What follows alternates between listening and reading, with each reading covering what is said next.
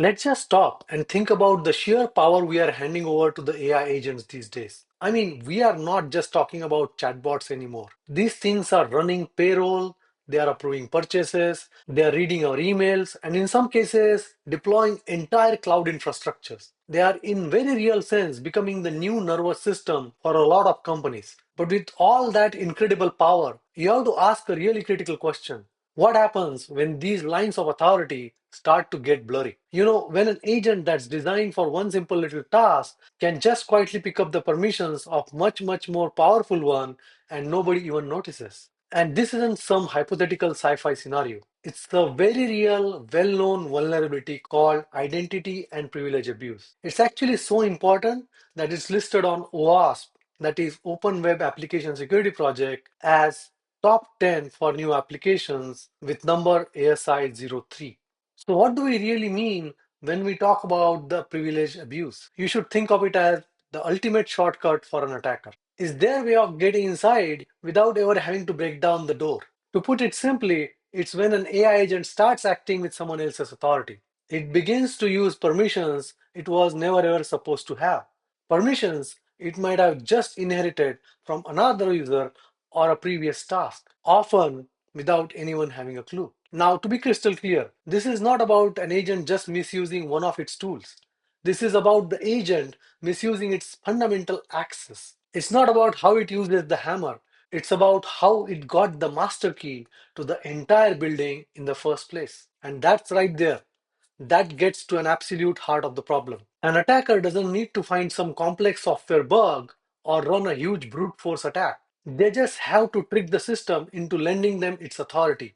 And suddenly, the AI agent becomes their perfect, unwitting accomplice. Okay, to see exactly how this plays out in the real world, let's walk through a classic attack story. This shows just how easily a helpful everyday agent can be twisted into a tool for creating a secret backdoor. So picture this. It all starts when Kevin, a system administrator, uses an AI agent for some routine server maintenance. The agent, trying to be efficient, caches his admin credentials in its memory. A little later, Lena, a junior employee, uses the same agent for a totally normal low privilege request. But then, an attacker posing as Lena sends one malicious command: create a new admin account. The agent, well, it's still holding on to Kevin's super powerful credentials from earlier. So it just obeys. And just like that, a backdoor is created on the system. And here is the kicker: there was no hack in the way we usually think about it. No code was exploited. No password was cracked. It was just simple identity abuse. All because the agent reused something left in its memory. If you look at the system logs, all you would see is the agent performing what looks like a perfectly legitimate action. It looks like a perfect crime.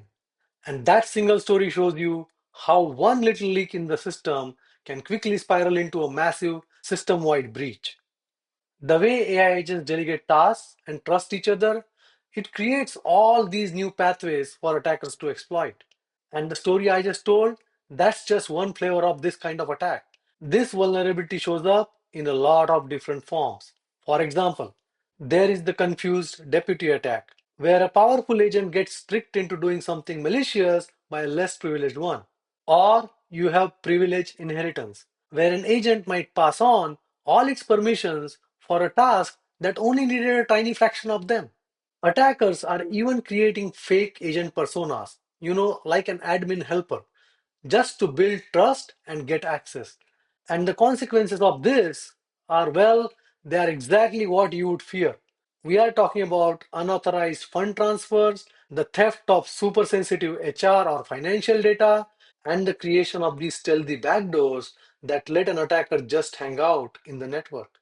The AI literally becomes the perfect insider threat. It's trusted, it's fast, and it's completely obedient. Okay, so that's the threat. It's subtle, it's powerful, and it's really dangerous. So the big question is, how do we defend against it? Let's open up the Defender's playbook. Well, OWASP gives us a pretty clear playbook. First up, least privilege access. The agent has to have its own identity, not just borrow Kevin's. Second, use short lived credentials. Kevin's admin access should have expired the second his task was finished. Third, memory isolation is the key. You have got to make sure that the credentials from Kevin's session can't leak over into Lena's session. And finally, for something as serious as creating a new admin account, there should always be a human approval step. Ultimately, defending against this really requires a whole new security mindset. It's about designing our AI systems around a few core principles right from the very beginning. First, and this is a big one, access must always be intentional. An agent shouldn't have access to something just because it was convenient or because it was just left over from some previous task. Every single action needs clear intent behind it. Second, delegation has to be controlled. When one agent passes a task to another, it can't just be free for all. We have to be really strict about what permissions and what context get passed along with it. And finally, here is the crucial technical rule. Tokens must never ever travel further than they should. Those API keys, those access tokens, they are the literal keys to the kingdom. They need to be kept on the shortest leash possible. And that really brings us to the final thought, the one that perfectly sums up this entire threat. An AI doesn't need to break in if we are the ones who carelessly handed the keys. And that right there is the challenge of ASI-03. Thank you.